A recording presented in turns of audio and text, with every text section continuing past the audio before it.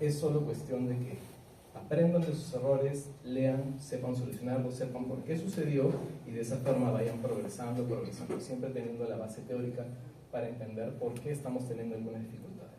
Hay dificultades que son universales y que todos hemos pasado. Lo importante es que sepan buscar la respuesta a estas para que puedan ir avanzando en su curva y lleguen a sentirse totalmente cómodos al operar. Bueno, ahora sí, sin más desvíos, hablemos un poco acerca de la anatomía quirúrgica. Bueno, primero tenemos que conocer dónde vamos a trabajar, dónde vamos a operar. Y nuestra área es el segmento anterior, que es toda la parte del ojo por delante de la obra serrata. Y tenemos dos sectores. La cámara anterior, que es por delante del iris, por debajo del endotelio, y la cámara posterior, que está por detrás del iris, por delante de la superficie del cristalino y tiene como paredes laterales el cuerpo ciliar. Ahora, primera pregunta, porque a esta hora ya están cansados pues, de estar corriendo plan en el hospital. ¿Dónde se realiza la mayor parte de cirugía de catarata? ¿Sería en la cámara anterior, en la cámara posterior, en la cavidad vítrea? Dios lo quiera, ¿no es cierto? A ver, ¿quién me puede decir, por favor, doctora?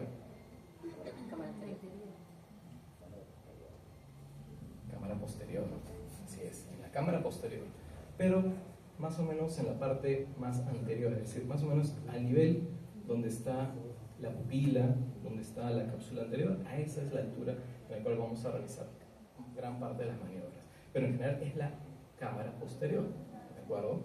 Si trabajamos en la cámara anterior, ¿qué cosa vamos a dañar? El endometrio, correcto. Muy bien. Ahora, el cristalino viene de alguna parte, ¿no es cierto? Entonces tenemos el embrión, y prometo que no me voy a demorar para nada en esto. El embrión tiene estas crecientes ópticas, se forma aquí a partir del ectodermo superficial, la placoda, que luego se forma la vesícula cristaliniana. La vesícula cristaliniana es una esfera vacía con monocapa de células cuboides. Las de la parte posterior van a empezar a elongarse, van a perder sus núcleos y van a formar lo que es las fibras primarias. Y ahí tenemos el núcleo embrionario. Posteriormente, las células cuboides de la parte anterior, las únicas que van a quedar, van a tener unas que son más activas mitóticamente, que están más o menos por el ecuador. Y estas van a empezar a formar las fibras secundarias.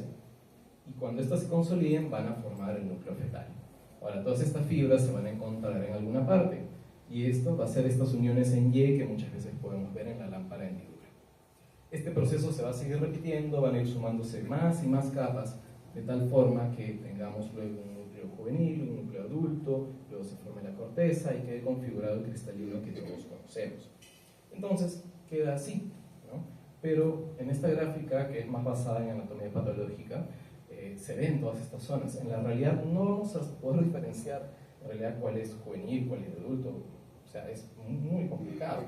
Pero en lámpara hendidura vamos a tener esto de acá. Y aquí sí se puede notar, vamos a ver si... Sí se puede notar, comparando con este gráfico, que tenemos un núcleo, la parte más densa. Esto podemos verlo en lámpara hendidura siendo un córneo. Y este núcleo que se ve aquí, el rosadito, está rodeado por otra capa que vendría a ser el epinúcleo. Luego del epinúcleo viene la corteza y luego viene la cápsula anterior. Esta imagen, ¿se entiende? ¿Hay alguien que no la entienda del todo? Ok, entonces, ahora, no todos los núcleos van a ser iguales. Van a haber núcleos más grandes y que ocupen mayor parte del área del cristalino o catarata. Y esto tenemos que verlo, estimarlo en la lámpara hendidura previo a una cirugía. También van a haber cataratas como esta, en la cual el núcleo no sea mayormente denso, pero sí se ve atrás una opacidad. ¿Alguien sabe qué tipo de catarata es esta? Subcapsular posterior, así es. Claro. Entonces vemos aquí, a esta parte está la cápsula anterior, aquí está el núcleo, y al fondo, como una placa irregular, oracular, ahí está la catarata subcapsular posterior. Esta catarata particularmente baja bastante la visión, a pesar de que no sea tan densa. ¿Alguien sabe por qué? Opciones. Porque es muy irregular, porque está cerca al punto nodal, o porque así quiso Diosito. El doctor Felipe va a felicitar a aquel que responda esto porque es parte de su curso de reflexión. Ya que la toma así igual de avión. Bueno, es porque está cerca del punto nodal, que está en la parte posterior de la superficie del cristalino, un poquito más atrás, donde confluyen todos los haces de luz que pasan por el ojo. Entonces, porque está tan atrás esta catarata, es que va a bajar la visión. Ok, ahora, ¿pero para qué nos va a servir en cirugía diferenciar las partes? Pues porque vamos a tener diferentes maniobras que van a depender del área donde trabajemos. Entonces, por ejemplo, en la maniobra de hidrodisección, lo que vamos a separar es la corteza de la cápsula. Y tenemos que pasar nuestra cánula por debajo de la cápsula anterior, unos 2 milímetros, siempre veamos la punta de la cánula, y ahí vamos a irrigar permitiendo que pase el líquido. Entonces tenemos que saber dónde estamos trabajando, de tal forma que cuando se produzca este efecto de la oleada que vemos muchas veces, sabemos que estamos separando estas dos estructuras, no podemos hacerlo por azar. Otra maniobra importante es la hidrodelaminación, en la cual vamos a separar el epinúcleo del núcleo. Y aquí ya no estamos en la periferia, ya estamos más al centro, el núcleo del epinúcleo. De forma similar, en este caso no se va a formar una oleada de la misma forma, sino se va a formar este anillo dorado. Muchas veces, no siempre se va a formar. El anillo dorado puede ser muy llamativo, como este de acá, y ahí sabemos que estamos separando, no la corteza no te va a dar esta estructura, esta aparición. Ahora, el cristalino va a tener una convexidad diferencial en la parte anterior y posterior. En la parte anterior va a ser menos convexo y en la parte posterior va a ser más convexo. Sin embargo, cualquier convexidad va a generar una tensión al momento que se está trabajando en el cristalino. Esto, con la tecnología actual, podemos verlo desde el preoperatorio. El cristalino, algunos van a tener mayor salida hacia adelante, mayor convexidad, lo que se conoce como el POT. Pero ¿esto para qué es útil en cirugía? ¿Para qué necesitamos conocer esta curvatura del cristalino? Porque mientras más convexo sea el cristalino, va a haber una mayor fuerza hacia afuera al momento de hacer la capsulorhexis. Entonces, por ejemplo, cuando estén haciendo una capsulorhexis, deben recordar, mi cristalino es convexo. Es poco convexo, muy convexo, pero esa convexidad siempre va a hacer que haya una tendencia a que las fuerzas vayan hacia afuera. Y por eso se puede correr un poquito si es que no tenemos el cuidado. Ahora, puede haber situaciones mucho más marcadas, como esta de acá. Aquí lo que está trabajando es un cristalino enorme, muy grande, muy grande. Y por lo tanto es más convexo y las fuerzas son más intensas. Y eso es porque hay una fuerza debido a la convexidad del cristalino. Entonces, eso es algo que deben tener muy en cuenta. Ahora, otra preguntita. Si la cámara se aplana, el cristalino, ¿se vuelve más convexo, se vuelve menos convexo o no interesa? Bueno, se vuelve más convexo. Entonces, cuando están haciendo su rexis, si se aplana la cámara, tienen más tendencia a que se les corra. Así que tengan mucho cuidado. Y todo eso solo por la forma del cristalino. Entonces, mientras más se aplane la cámara, mayor convexidad tendrá el cristalino. Ahora, ¿qué hay sobre el diámetro, el grosor del cristalino? Cuando nace, tiene un diámetro de 6.4 y en el adulto en promedio 10. El grosor anteroposterior, más o menos 3.5 en nacimiento, y en el adulto puede llegar hasta 6. Pero de acuerdo a la base de Panacea, la mayor parte de cristalinos están entre 4 y 5.25 milímetros, que es lo que más o menos se ve en el día a día. El peso, bueno, gracias a Dios no es tan trascendente el peso del cristalino, pero este crecimiento se da porque las fibras no desaparecen, simplemente se van compactando una sobre otra como capas de cebolla, y este ritmo de crecimiento es 0.02 milímetros por año aproximadamente. Ahora, ¿por qué es importante conocer el tamaño del cristalino? Porque en realidad vamos a trabajar dentro del cristalino.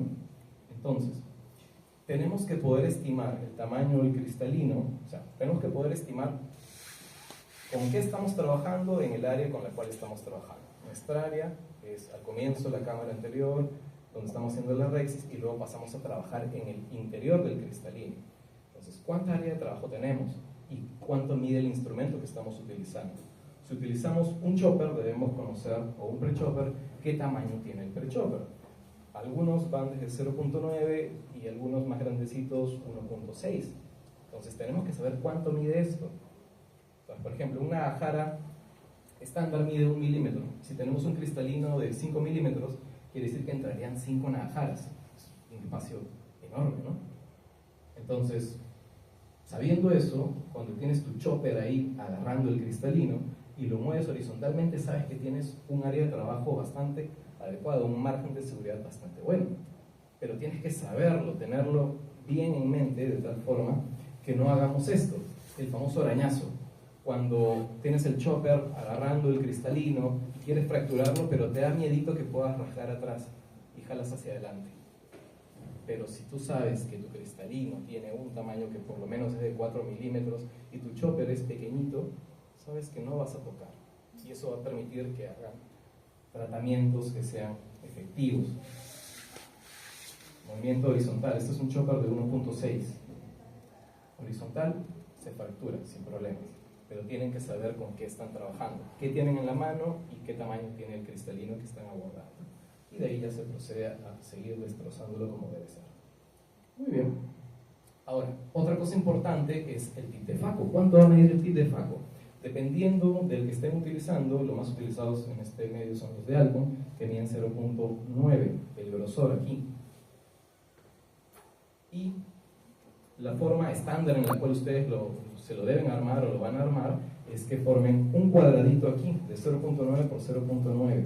Esa forma queda más o menos de esta apariencia.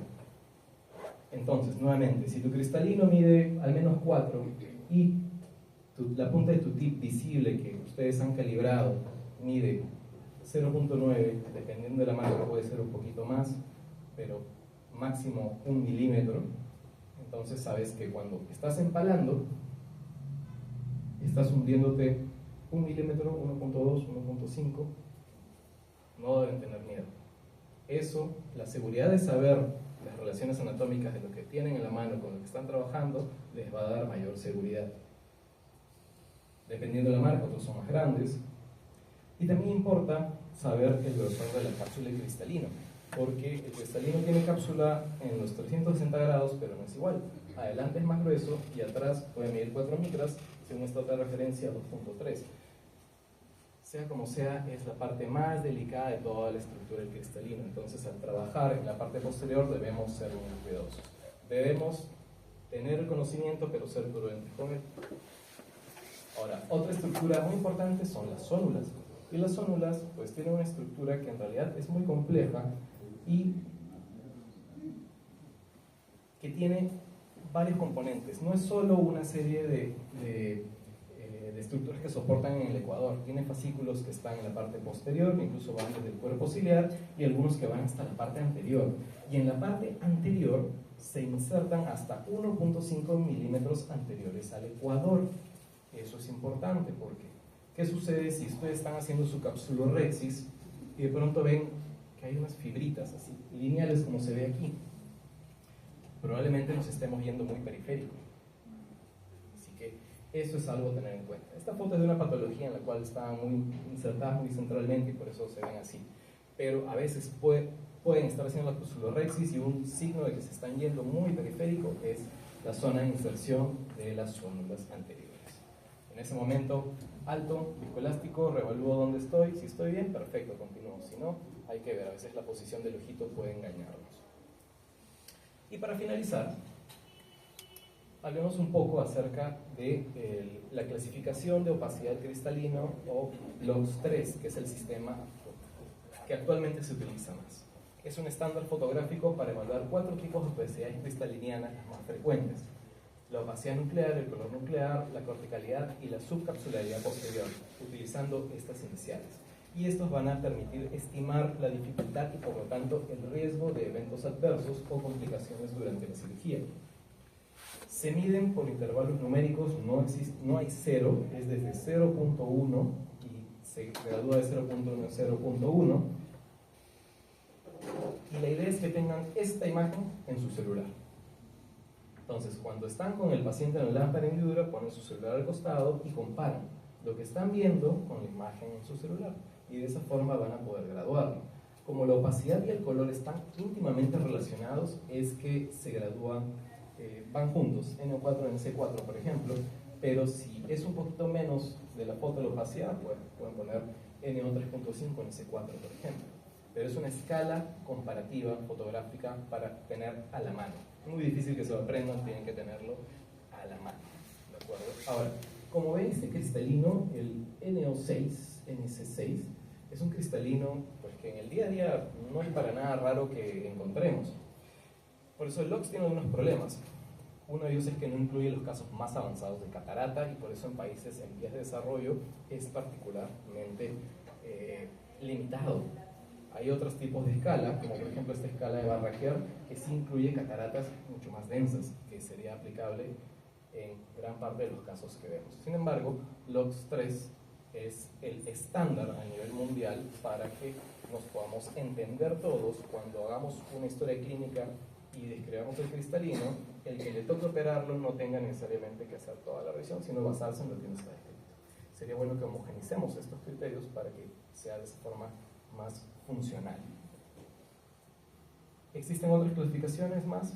Por supuesto, existen muchas otras clasificaciones, algunas más simples, otras más complejas. Sin embargo, LOX es el estándar que utilizamos actualmente, LOX3. Muy bien, y de esta forma, en respeto al tiempo, las siguientes conclusiones les presento.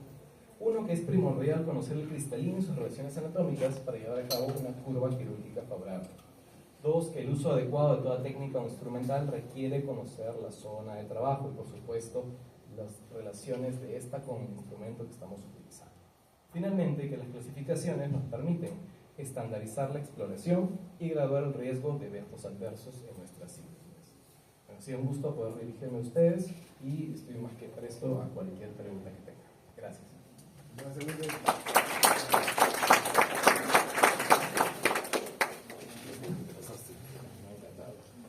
A ver, chicos,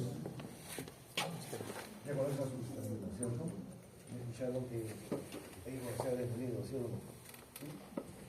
El problema de catarata no se ha venido, ahora lo va a depender a muchos de ustedes, a todos nosotros, porque tenemos que empezar a saber que nunca vamos a poder acabar con esta catarata que hay en el mundo y no va a saber. ¿No te catarata que hay en el mundo? ¿Lo entiendes?